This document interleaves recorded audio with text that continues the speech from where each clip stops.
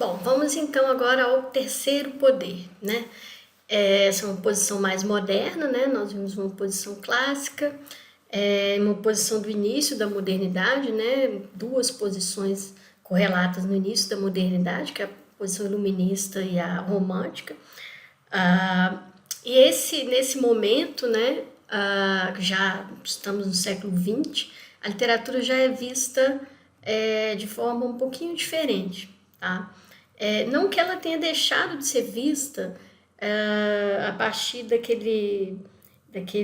ideia, né, de que ela pode ensinar alguma coisa, como no caso desse poder didático, né, ou que ela pudesse curar de problemas sociais e até psicológicos variados, tá? Como na posição que a gente acabou de ver, né? No poder que a gente acabou de ver, que é o poder de cura. Nesse momento, já no século XX, né, essas ideias de literatura existiam, claro, mas começa a aparecer uma outra visão, né, das potências da literatura, das possibilidades da literatura, que seria aquilo que o companheiro chama de função agramática, né, ou de correção da linguagem. O que significa isso? Na verdade, esse poder às vezes pode confundir um pouco os alunos, porque não é no sentido de ensinar a escrever bem no sentido gramatical, tá? Não é que eu vou ler literatura e aprender a escrever melhor. De fato, ela faz isso, tá? Mas isso já seria já estaria dentro, por exemplo, do poder didático, né? Aquele primeiro poder, né? Ela ensina alguma coisa, ou seja, ensina a escrever bem, ensina a desenvolver a linguagem de uma maneira elegante, correta, né? A partir da gramática, das regras da gramática, isso ela faz, mas isso estaria dentro do primeiro poder, tá? Esse poder aqui é um poder de correção da linguagem num outro sentido. É no sentido não de corrigir os defeitos gramaticais da linguagem, mas os defeitos estruturais mesmo. Quer dizer, a literatura permite dizer o que a linguagem não consegue dizer. Então, as palavras não são suficientes, né? Então, de certa forma, ela compensaria, né, como nesse terceiro item aqui, a insuficiência da língua. Então, a nossa língua portuguesa, por exemplo, que nos obriga a dizer sempre o sujeito, depois o verbo, depois o predicado, né? Ela tem uma estrutura gramatical que depois provavelmente vocês vão se aprofundar nisso nas aulas de linguística, mas toda língua, né? Inclusive a língua portuguesa, tem uma estrutura e algumas rigidezes, né? Algumas resistências internas que não permitem, né, que se fale ou que se escreva de determinadas maneiras. Então, tem várias coisas que a gente não consegue dizer numa determinada língua. Às vezes até porque não existem palavras para aquele sentimento ou para aquela sensação, né? Tanto é que é bastante comum, né? Vocês devem encontrar na internet aí vários exemplos de palavras, por exemplo, que não existem em outros idiomas, né? No caso da língua portuguesa, por exemplo, saudade. Não existe uma palavra equivalente a saudade em outras línguas, né? E assim, cada língua tem também expressões que não existem em outras línguas, porque, de fato, cada língua tem, né, as suas potencialidades e também as suas limitações. Então, a literatura, de certa forma, corrigiria essas limitações, não no sentido, como eu falei, de escrever mais corretamente, mas de ultrapassar a língua, né, de fazer algum tipo de jogo, de trapaça, que permitisse, de certa forma, revelar verdades latentes, verdades inconscientes, verdades que seriam inexprimíveis de alguma outra maneira, né? Então, a literatura funcionaria um pouco como uma espécie de contrassistema ou de contrafilosofia, porque ela permitiria, de certa forma, dizer o que a linguagem, né, corriqueira, cotidiana, não é capaz de dizer. Um pouco esse terceiro poder, ele talvez seja um pouco mais facilmente compreendido quando a gente pensa numa metáfora, né? Tem coisas, por exemplo, que só uma metáfora é capaz de dizer, ou só uma comparação é capaz de dizer, porque as palavras que existem ali na função denotativa da linguagem são insuficientes, né? Então, a metáfora, as figuras de linguagem, de uma maneira geral, elas servem para dizer coisas que não poderiam ser ditas usando, né, a função tradicional da linguagem, né, que é de fazer referências a coisas que existem no mundo, né? Então, o Barthes, inclusive, chama a literatura de trapaça, né, como está nessa citação aqui. Essa trapaça salutar, essa esquiva, esse logro magnífico que permite ouvir a língua fora do poder, né, ele chama de literatura. Então, por que fora do poder? Que poder é esse? O poder é exatamente gramatical, né? Porque a gramática nos obriga a dizer determinadas coisas a partir de determinadas regras. E a literatura quebra essas regras, né? Então, ela, ao quebrar as regras, ela diz um pouco mais do que é possível dizer com uma determinada língua, né? O melhor exemplo, na verdade, para a gente falar sobre isso, é claro, né? É justamente mostrar como isso acontece, né, dentro da própria literatura. Então, vamos ver aqui um poeminha do Manuel de Barros, onde ele fala dessa mesma questão teórica, mas ele fala disso, né, a partir da própria experiência dele, e fala disso poeticamente. O poema, vamos ler o poema, né, diz assim: descobri aos 13 anos que o que me dava prazer nas leituras não era a beleza das frases, mas a doença delas. Comuniquei isso, né, ao padre Ezequiel, o meu preceptor, esse gosto esquisito. Eu pensava que fosse um sujeito escaleno. Gostar de fazer defeitos na frase é muito saudável, o padre me disse. Ele fez um limpamento em meus receios. O padre falou ainda: Manuel, isso não é doença. Pode muito que você carregue para o resto da vida um certo gosto por nadas. E se riu. Você não é de bugre? Ele continuou. Que sim, eu respondi. Veja que bugre só pega por desvios, não anda em estradas, pois é nos desvios que ele encontra as melhores surpresas e os araticuns maduros. Há que apenas saber errar bem o seu idioma. Esse padre Ezequiel foi o meu primeiro professor de gramática, né? Então, a gramática, né, ou uma não gramática, ou uma gramática que questiona a própria gramática, né? E no próprio poema, né, ele diz um pouco o que o companheiro fala no texto, né? Quer dizer, para a literatura, fazer defeitos na frase é saudável, né? Tem que errar bem o idioma, ou seja, eu não vou falar as coisas a partir das regras gramaticais obrigatórias, ou melhor, eu até vou usar as regras, mas um pouco eu vou usar as regras para justamente questionar essas regras, para mostrar às vezes como elas são limitadoras, né? Então as regras seriam as estradas oficiais, digamos assim, né? Pelas quais a língua nos obriga a passar, né? Essa imagem aqui é bem interessante porque de fato é isso, né? As gramaticais e as regras da linguagem, de uma maneira geral, nos obrigam a caminhar por determinadas regras, como no português, por exemplo, eu sou obrigada a colocar, né, o verbo mais ou menos no meio da frase, e se eu inverto a posição do sujeito e do predicado, né, eu tenho que colocar o verbo na voz passiva para a pessoa entender, né, que houve uma modificação estrutural ali. Então, por exemplo, se eu falo Carlos comeu a maçã, né? Se eu troco a maçã de lugar, eu tenho que mudar o verbo. Então, a maçã foi comida pelo Carlos.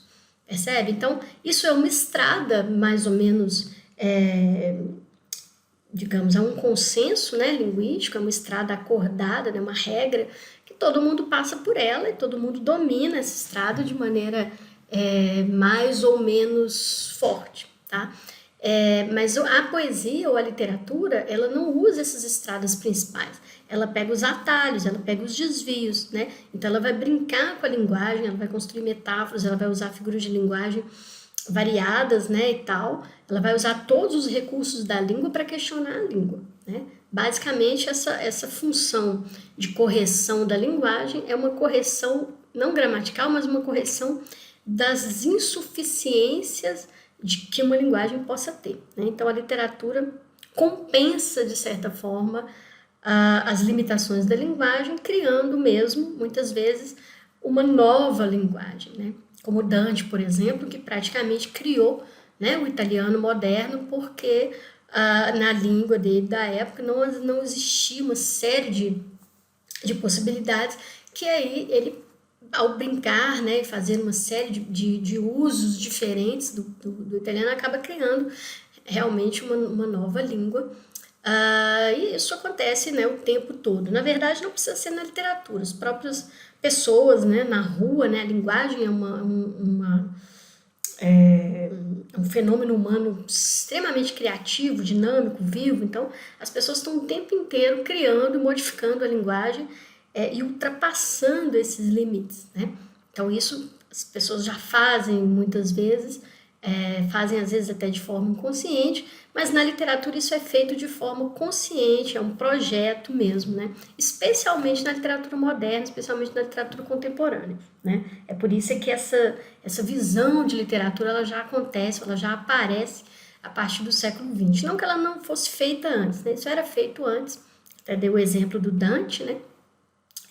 Dante Alighieri, mas no mundo moderno, né, a partir do século XX, isso se torna um pouco mais efetivo, né, um pouco mais persistente, né, essa vontade, né, de transformar a linguagem fica cada vez mais visível, digamos assim, né, porque os poetas sempre fizeram isso, os escritores sempre fizeram isso, mas aí as pessoas começam a perceber que isso é um valor, né, observar isso como um valor interessante, mas a partir desse momento, tá? Isso já era visto, mas começa a ficar cada vez mais visto, mais perceptível, né? Tem um pouco a ver com aquilo que a gente viu na primeira aula da atenção que muda, né? Os teóricos e os leitores as pessoas que estão envolvidas no mundo da literatura começam mais a observar algumas coisas do que outras. Então, nesse momento do século XX, eles começam a observar um pouco mais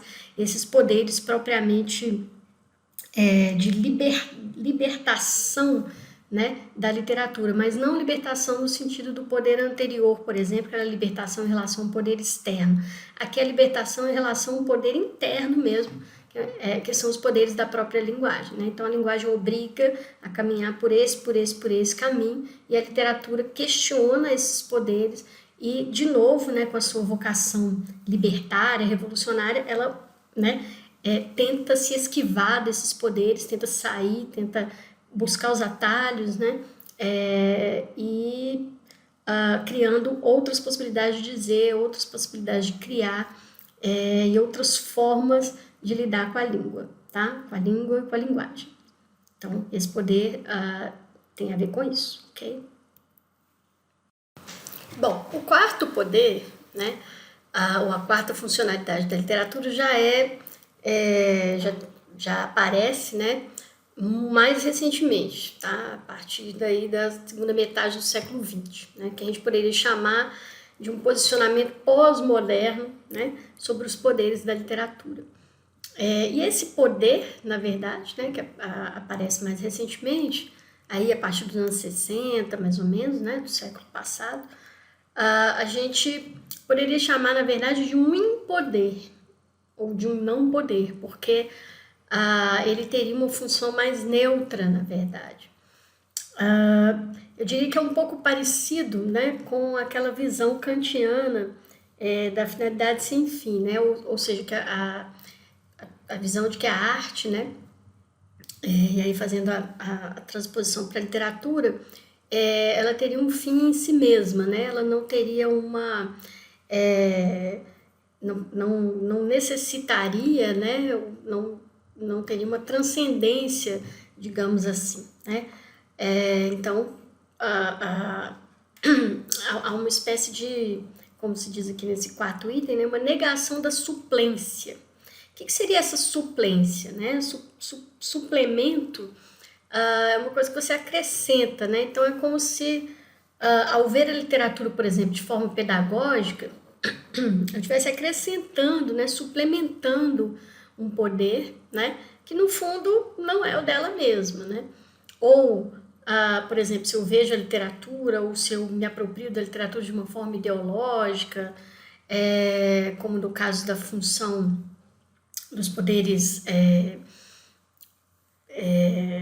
propriamente de remédio, né, que a gente viu do segundo poder, não deixa de ser uma suplementação ideológica, né? Porque eles veem a literatura como uma forma de desalienar politicamente, né? De ser revolucionário, de ir contra o poder. Então já é uma espécie de visão ideológica da literatura. Isso também seria uma suplência, né? Uma coisa que se acrescenta a ela, tá? Idem para aquele terceiro poder, né? Que seria aquela visão da literatura como como capaz, né? De ir além da linguagem, levar a linguagem além de si mesmo. Então, assim, todas essas suplências que a gente acabou de ver, os 3 primeiros poderes, de certa forma, esse quarto poder negaria esses poderes, tá? É como se ele falasse assim, olha, eu não preciso de suplementar a literatura com outros poderes pedagógicos, ideológicos ou linguísticos, quer dizer, poderes de cura, poderes de salvação, de redenção, poderes de ensino, etc, etc, porque no fundo ela é neutra, né? Então ela tem a aplicação, por exemplo, né? A utilidade da literatura, uma utilidade social, por exemplo, ou moral, ou instrumental. Todas essas utilizações da literatura, no fundo, são um pouco acréscimos, né? Como se a literatura estivesse ali neutra, e aí as pessoas impõem a ela, né, uma aplicação, uma utilidade que no fundo ela não tem, né? O que ela serve mesmo, né? Isso nem é exatamente uma utilidade, né? É para matar o tempo, para recrear, para divertir, para respirar, como diz o Barthes, né? A literatura não permite andar, permite respirar. Ou seja, ela ajuda a viver, ela está ali acompanhando, né, a nossa existência, mas de uma maneira mais neutra, mais leve, não necessariamente ela precisa ser usada para outra coisa que não seja simplesmente ler um poema, se encantar com ele, ou ler uma peça de teatro, ou assistir uma peça de teatro e se divertir, rir ou chorar, ou ler um romance e se divertir, passar o tempo e, né, viver a vida de forma mais respirável, digamos assim. Então, qualquer forma de ver a literatura, de acordo com o Barthes e outros defensores, né, dessa visão, que vá além, por exemplo, dela própria, né, do que ela própria permite em sua imanência, qualquer coisa que transcenda a literatura em outras direções, já não é mais literatura, já é outra coisa. Então, por exemplo, se eu leio a literatura com objetivo social ou sociológico, por exemplo, né, a literatura aqui no Brasil é muito lida dessa forma, especialmente por causa do Antônio Cândido, né, que foi um grande historiador da literatura brasileiro, pensador da literatura. Como ele era sociólogo, né, ele via a literatura um pouco dessa forma, como uma forma de ver o social, de ver as mazelas sociais, de ver os problemas, de ver os poderes agindo, de ver as resistências reagindo a esses poderes, etc. e tal. Então, por exemplo, ele lê a literatura para conhecer, vamos supor, o fenômeno da escravidão, ou os fenômenos de resistência à escravidão, e por aí vai, né? Então, numa perspectiva mesmo social ou sociológica da literatura, né? Essa aplicação sociológica, ela foi muito usada, né? Porque o Antônio Cândido foi um grande mestre, né? Então, a USP, por exemplo, né? A Universidade de São Paulo, tem um viés de interpretação da literatura muito sociológico, né? O que não é ruim, tá? De forma alguma. É uma visão muito interessante, porém, não necessariamente ela é a única forma de ver a literatura. E de acordo com esses teóricos pós-estruturalistas, que são quem defendem um pouco essa função neutra, né? Ver a literatura dessa forma já é impor a ela uma aplicação social, sociológica, né? Já é como se fosse forçar um pouco a barra no sentido de usar a literatura para outra coisa que não seja simplesmente ler e se divertir com um bom livro, né? Então, eu vou ler, por exemplo, Machado de Assis ou José de Alencar, não necessariamente para conhecer sobre o século XIX, para conhecer como era a burguesia do século XIX, como eram a vida, né, das classes, os problemas de classe, os problemas das cidades, né? uma crônica, né, dos subúrbios que o Dom Casmurro queria fazer. Não é nada disso, né? Assim, eu simplesmente vou ler literatura, ou vou ler Machado de Assis, vou ler o José de Alencar, para me divertir, para ler bons livros, para entrar na vida ali daquelas pessoas, daquelas personagens, e rir com elas, chorar com elas, etc. Não é nada demais, né? Como se fosse assim... É como se esse poder quisesse, na verdade, tirar um pouco o poder, questionar esse poder e deixar a literatura um pouco mais leve, digamos assim, né? Então ela não é um instrumento para alguma coisa, uma forma de... Você não usa a literatura como um serrote, ou um machado, ou um martelo para fazer alguma outra coisa. Ela não é um instrumento. Ela é em si mesma, como Kant queria, né? Uma finalidade sem fim. A finalidade dela é ela própria, né? Então, as aplicações ideológicas, por exemplo, né? Ou morais, ou éticas, ou instrumentais, ou históricas, sociológicas, antropológicas, psicanalíticas, psicológicas, todas essas visões da literatura são visões anexas, né? São coisas como se fossem a cereja do bolo, né? Então eu tenho uma coisa a mais. Mas o bolo mesmo tá ali, o bolo é gostoso e pronto, eu não preciso de uma cobertura, teoricamente. Eu tenho essas outras coisas, são suplências, sabe como? São anexos, são coisas a mais, que, claro, são legais, são interessantes para esses pensadores aqui, né? São divertidas, são interessantes, mas não são necessariamente a literatura, né? A literatura seria o bolo, né? Não seria o recheio do bolo, não seria a cobertura do bolo, seria o bolo em si.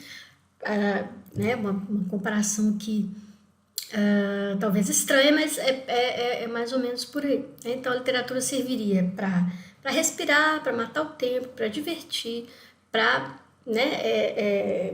para viver a vida com leveza, enfim. E não necessariamente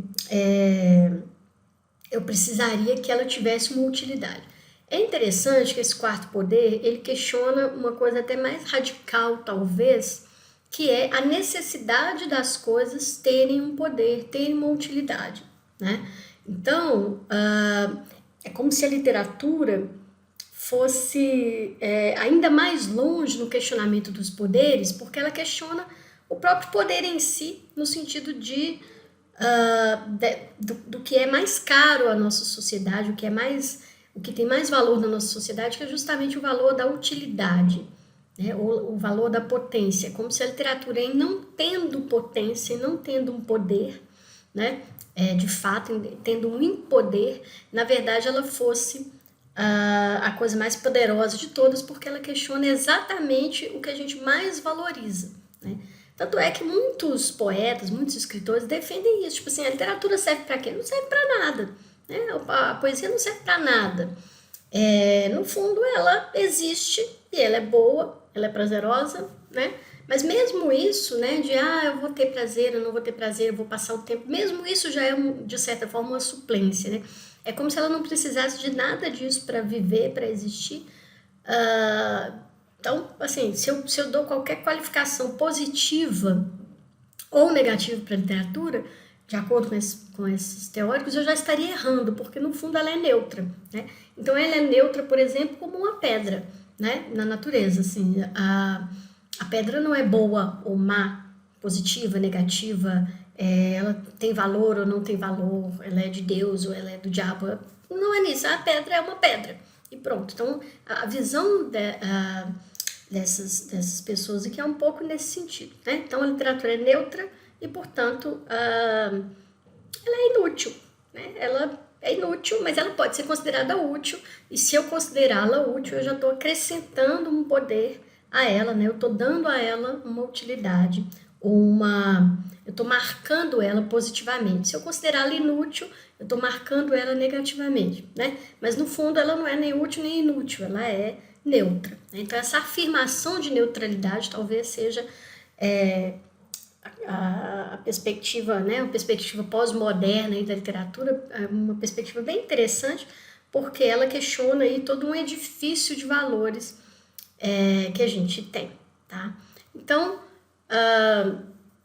a partir desse último poder, né, então o Compagnon faz uma retoma, né, várias visões, né, sobre a literatura que aconteceram, que existiram ao longo do tempo, elas coexistem, né? Não é porque aparece a segunda que a primeira acaba, né? Então, hoje em dia, por exemplo, a gente tem esses 4 poderes, essas 4 visões e outras ainda além dessas existindo, coexistindo no mundo, tá? Então, nós temos todas elas existindo. Cada teórico, cada pensador, cada poeta tem uma visão diferente e alguns têm visões concomitantes, né? Um poeta, um pesquisador, um teórico, ele pode ver a literatura a partir desse poder sagrado, ele pode ver a literatura a partir desse poder de correção de linguagem, ele pode usar ou ver a literatura a partir de todos esses poderes, né? Um não nega o outro, eles podem se somar, tá bom?